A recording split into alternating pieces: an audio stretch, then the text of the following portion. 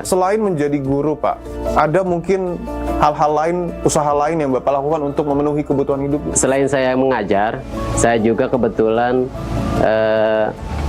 ada kegiatan pelihara kambing, Kak. Misalkan pulang sekolah nih, daripada nggak ada kegiatan apa-apa, untuk ke sorenya saya ngambil rumput gitu, Pak, ngepan kambing. Oh, kandang kambingnya di area sini, Pak? Iya, di sana. Di Kak. belakang? Di belakang. Boleh saya izin lihat, Pak? Boleh. Oke. Boleh. Kita akan ke belakang ya, Pak ya? Saya bersama dengan Pak Soleh, saudara, akan melihat peliharaan kambing ya, Pak ya?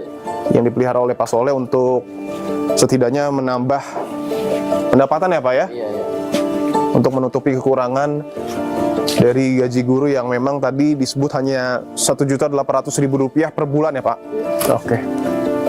Untuk pelihara kambing ini udah lama, Pak? Dari tahun 2010, Kak. Tapi untuk penghasilannya mungkin, Pak, lumayan, Pak?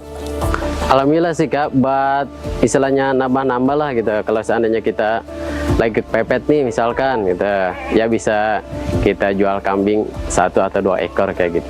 Mungkin bahasa sederhananya seperti tabungan ya, Pak ya? Iya. Ketika butuh bisa dijual. Nah, kayak gitu, Kak.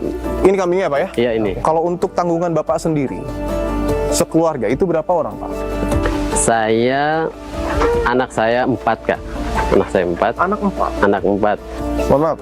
1.800.000 artinya untuk 6 orang ya, Pak ya, di dalam satu keluarga. Kalau kita hitung matematisnya, Pak, satu orang itu hanya memiliki biaya per bulannya 300.000.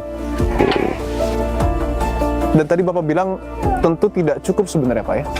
Ya kalau dihitung-hitung tidak ya tidak, kan. Cuman ya gimana pun caranya saya sama istri supaya ini cukup, ya kita harus bisa gitu. Dari segi kesejahteraan, Pak, bahwa tentu bisa dikatakan masih jauh dari kata layak dan juga pantas seorang guru diberi gaji sebenarnya 1.800.000.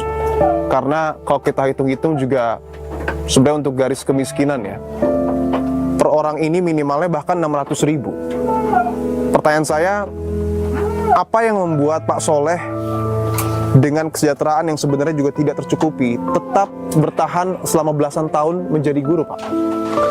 Karena gini, Kak, dulu saya pengen sekolah karena waktu saya kecil nih, waktu saya kecil nggak ada sekolah. Makanya saya di situ punya niat kalau seandainya saya bisa, saya pengen belajar, saya pengen mengajar gitu, pengen mengajar ke anak-anak yang lain kayak gitu. Ya ada sih sedikit mah gitu, maksudnya kemana kita, karena kan seseorang mungkin punya harapan, pengen punya harapan yang lebih besar lagi, yang gede lagi gitu. Tapi saya merasa berat, takutnya gini saya mah, takutnya kalau seandainya saya berhenti di sekolah atau misalkan meninggalkan sekolah, takutnya anak-anak terbengkalai untuk belajar kayak gitu. Kalau seandainya anak-anak saya di sini nggak bisa nulis, nggak bisa baca, nggak bisa menghitung, gimana nasibnya ke depannya kayak gitu sih.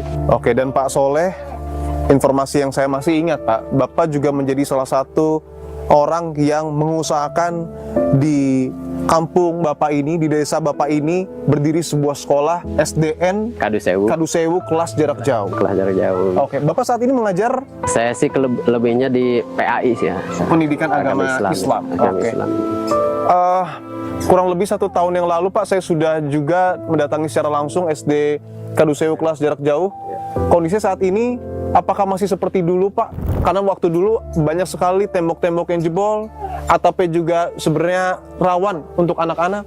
Untuk saat ini, Kak, alhamdulillah udah ada yang memperbaiki lah gitu. Sudah ada yang memperbaiki? Alhamdulillah sekarang udah ada. Sekarang udah layak dipakai, Kak, udah bagus lah gitu. Dari pemerintah atau mungkin dari pihak swasta mungkin, Pak? Itu semacam komunitas ya? Komunitas? Kayak Oke. gitu. Boleh saya lihat SD Kadusewu, Pak? Boleh, kondisi Bang. saat ini, Boleh, Pak? Bang. Bisa dilihat ini ruang guru, tapi juga ruang serbaguna. Serbaguna. Karena kan di situ ada dapur juga gitu. Ada dapur juga?